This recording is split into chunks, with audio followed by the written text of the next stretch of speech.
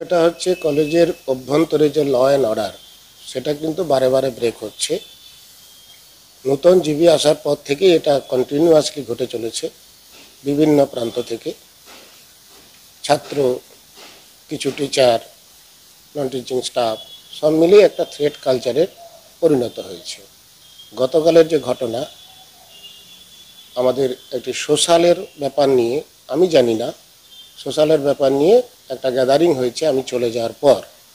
সেখানে ছাত্র কিছু নেতা রাজ্যে এই জেলার এসেছিল, সেটি শুনেছি, আমি তো সচক্ষে দেখিনি। এবং আমাদের যে 1 নম্বর রুম অডিটোরিয়ামে ওটা গ্যাদারিং হয়েছিল, এবং সেটা আমি জানতে পারি আমাদের কলেজের স্টাফের মুখ থেকে। তো জানতে পেরে আমি প্রেসিডেন্টকে ফোন করি। প্রেসিডেন্ট নির্লিপ্ত, তিনি বলেন আমি কী করি।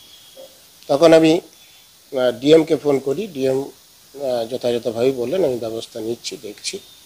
এবং আমি প্রাপ্ত বসুকেও ফোন করেছি, মানে চিঠি দিয়েছি।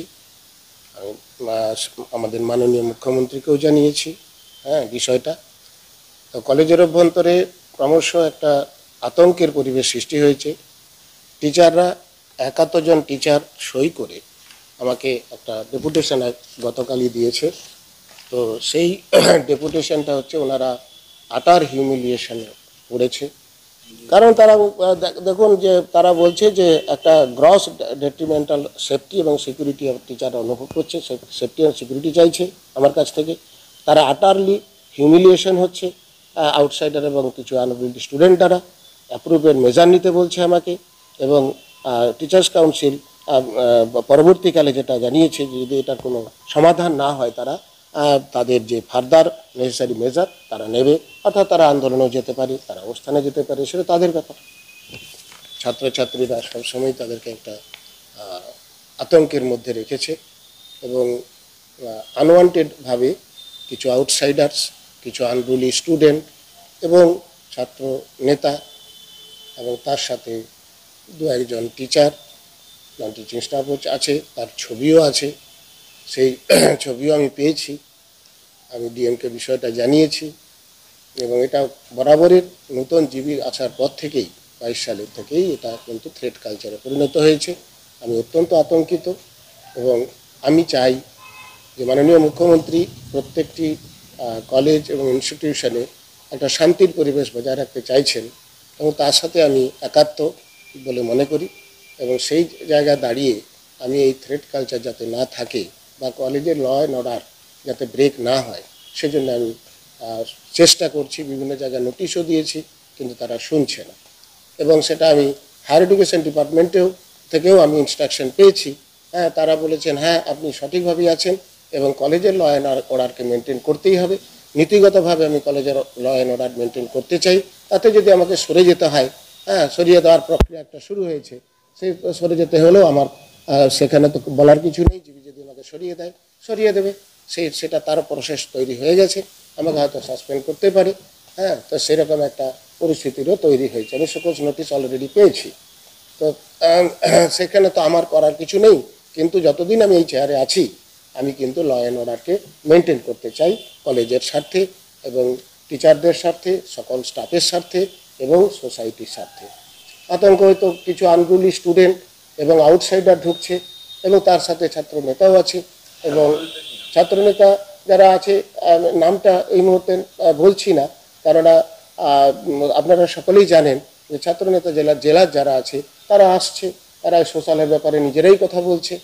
হ্যাঁ হ্যাঁ সেটা আমাদের তৃণমূল ছাত্র পরিষদে যারা জেলার আছেন নেতৃত্বে, তারাই আসছে। আমাকে তো সরাসরি তারা তো আমার অ্যাবসেন্সে ঢুকছে। এবং কলেজের রুম যে ব্যবহার করছে অডিটোরিয়াম, সেটা কিন্তু তারা আমাকে না জানিয়েই করছে। আমার একটা মিটিং করতে গেলেও আমাকে পুলিশ এনে মিটিং করতে হচ্ছে। আজকেও দেখুন পুলিশ আছে, আমাদের আইকিউএসি মিটিং ছিল। যে কোনো সময় কিন্তু ছাত্রছাত্রীরা ঘোরাফেরা করছে, এসে হামলা করছে। যখন তখন, যার জন্য আমার মিটিং করতে গেলেও আমাকে কিন্তু পুলিশ ডেকেই করতে হচ্ছে। এবং এটা সকল প্রান্তেই জানেন। থ্রেট কালচার আগে হয়েছে, আপনাদেরকে আগেও আমি প্রেস কনফারেন্স করেছি আমার বাড়িতে, আপনাকে থ্রেট কালচারের কথা বলেছি। সেই কালচারটা কিন্তু এখনো কন্টিনিউ করছে। হ্যাঁ সব টিচারদেরকেও দেওয়া হচ্ছে, কিছু কিছু টিচারকে সরাসরি বলছে, তারাও হিউমিলিয়েট হচ্ছে না। সাধারণ ছাত্র নেতা তারা কিছু ছাত্র আনরুলি স্টুডেন্টকে তারা পাঠিয়ে দিচ্ছে, তারা তাদের মতো করে বলে দিচ্ছে যা খুশি, গালিগালাজ থেকে আরম্ভ করে থ্রেট থেকে আরম্ভ করে বারে বারে হয়েছে। ছাত্র সংসদ বলে কিছু নেই, ছাত্র ইউনিট আছে, সেটা তৃণমূল ছাত্র ইউনিট। আমি যে কোনো ইউনিটই আমাকে কোনো কিছু বললে সেটা আমি তাদেরকে সাদরেই কিন্তু গ্রহণ করতে বাধ্য, কারণ আমি চেয়ারটা তো আমার কোনো নিরপেক্ষ চেয়ার। সুতরাং এখানে অন্য কোনো ছাত্র ইউনিট নেই, তৃণমূল ছাত্র ইউনিট রয়েছে। আমি তাদের প্রতি যে সহানুভূতিশীল নই এমন নয়, কিন্তু তারা আমাকে কোনো না জানিয়ে এগুলো করছে উদ্দেশ্য প্রণোদিতভাবে।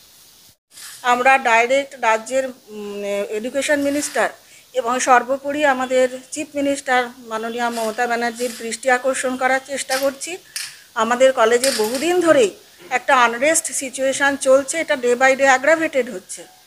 আউটসাইডার দিনের পর দিন কলেজে ঢুকছে, পার্টিকুলারলি ডে টিচাররা কলেজ লিভ করার পরে সন্ধ্যের পর থেকে বাইক নিয়ে তারা আনরিস্ট্রেন্ড ঢুকে যাচ্ছে ভেতরে এবং নানা রকম আনলফুল অ্যাক্টিভিটিস হচ্ছে, যার ফলে আমাদের জিবির মিটিং, টিচার্স কাউন্সিলের মিটিং, ইভেন আজ আইকিউএসির মিটিং ছিল, পুলিশ প্রোটেকশনে করতে হচ্ছে। এটা তো সুস্থ একটা পঠন পাঠনের পরিবেশ নেই কলেজে।